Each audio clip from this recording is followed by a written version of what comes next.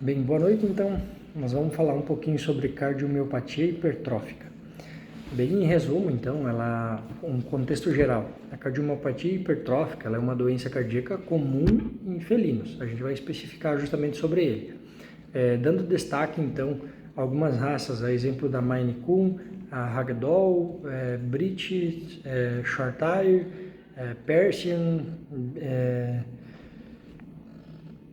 Forest, Birman. Então, ela pode ser diagnosticada de forma primária, sendo idiopática, ou secundária a outras doenças, então, como hipertireoidismo. Bem, algumas características, então, ela se dá pelo espessamento, uma hipertrofia, digamos assim, do músculo cardíaco, particularmente, então, do ventrículo esquerdo, denominando o espaço interno da cavidade cardíaca. E ela é importante, então, a gente diagnosticar e tratar adequadamente, pois essa doença, ela dá, então, algumas condições que podem levar a uma série de complicações, incluindo insuficiência cardíaca congestiva, nossa ICC, arritmias e morte súbita. Então, desse modo, a patologia ela prejudica o fluxo sanguíneo, causando dificuldade, então, de respirar, a paralisia dos membros posteriores do animal. Falando, então, sobre epidemiologia, a cardiomiopatia hipertrófica é uma doença cardíaca mais comum em gatos domésticos, pode-se atingir gatos de todas as idades, então a partir de 3 meses, em ambos os sexos. E qualquer raça, então, ela também pode ser predisposta. Contudo, os animais mais velhos, a prevalência é ainda maior, chegando a afetar aproximadamente 29% do total. A doença, então, ela pode ocorrer de qualquer raça, como a gente já havia comentado. Tanto machos quanto fêmeas podem ser afetados. Os machos são frequentemente diagnosticados em uma idade mais jovem e pode atender, então, ter uma progressão rápida da doença. Na fisiopatogenia, a gravidade, então, ela é classificada em 5 estágios distintos. Em gatos, caracteriza pelo espaçamento do músculo cardíaco, especialmente, então, do ventrículo esquerdo, sem uma causa externa identificável, como hipertensão ou estenose aórtica. A hipertrofia do músculo cardíaco leva a uma redução da complacência ventricular, o que resulta, então, em um enchimento diastólico anormal e o aumento da pressão de enchimento. Essa condição pode eventualmente levar, então, a uma insuficiência cardíaca congestiva, arritmias, potencialmente ser fatal. Os sinais clínicos, então, em gatos, ele pode variar amplamente.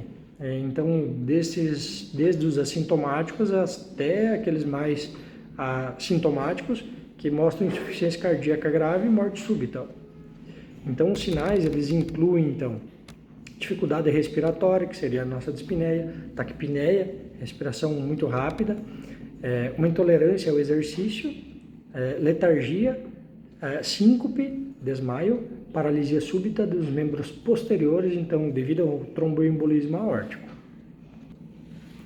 Então, pessoal, continuando o vídeo, então eu vou falar um pouco do diagnóstico. Então, o diagnóstico da CMH, então, envolve várias modalidades. O exame físico ele pode levar sons cardíacos anormais, né, como sopro, ritmos de galope, né, e arritmias cardíacas.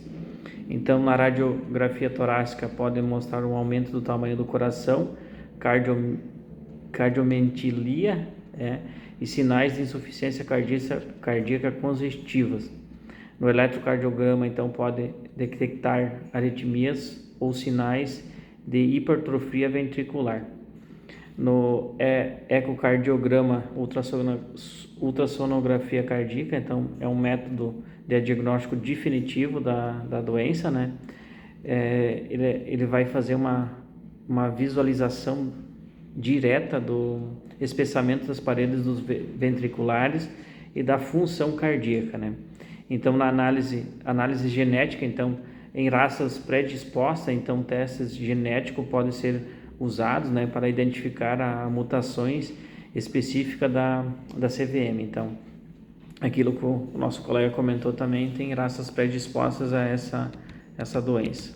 Então, o tratamento, né? O tratamento da CVM em gatos, né, visa controlar os sintomas, né, e prevenir as complicações e as ações terapêuticas que incluem, né? Então, a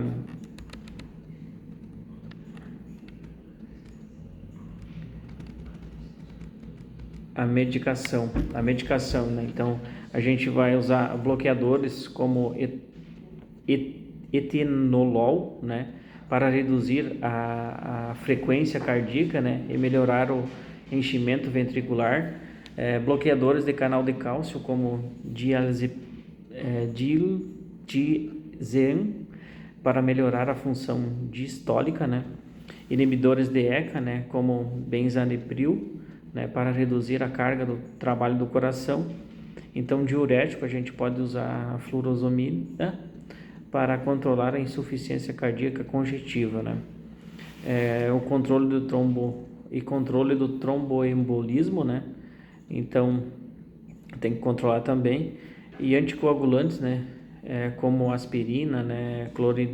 Cloripidol, para prevenir, né, a formação de coágulo sanguíneo, né? O monitoramento e manejo a longo prazo também, exames regulares para monitorar a progressão da doença, né, e ajustar o tratamento conforme o necessário, né. Então, prognóstico da doença, né. Então, o prognóstico das doenças da CMH, né, em gato é variável, né, dependendo da gravidade e da hipertrofia, né. A presença da insuficiência cardíaca congestiva, né, como arritmias, né, e outras complicações, e alguns gatos podem viver muitos anos, né, sem sinais clínicos significativos, né, enquanto outros podem sofrer insuficiência cardíaca grave, né, e morte súbita, né. Então, a conclusão do nosso trabalho, então, a medicina veterinária moderna, né, ela tem permitido um melhor manejo da CMH felina, né, testes, embora os aspectos epidemiológicos, né, fisiopatológicos e apresentações clínicas e métodos de diagnósticos, terapia e prognóstico da doença, né, a CVM é uma doença cardíaca significativa em felinos, né? Então, especialmente em raças predispostas geneticamente, né? E o diagnóstico precoce e o manejo apropriado são essenciais para melhorar a qualidade de vida e a longevidade dos gatos afetados, né? Então, a pesquisa continua sobre a base genética dos mecanismos fisiopatológicos da CVM, né? E a extrema importância do desenvolvimento de novos tratamentos, né, mais eficazes e estratégia de prevenção dessa doença tão importante. Bem, finalizando então o nosso trabalho, a gente baseou as nossas pesquisas então da descrição do trabalho em cima de arquivos brasileiros, então de cardiologia, do Balzan, esse Pagnocelli, Silva e Júnior, Andolini. A gente teve também a pesquisa em revistas que falam sobre a cardiomiopatia hipertrófica felina, e o trabalho em si ele foi mais focado na parte felina mesmo.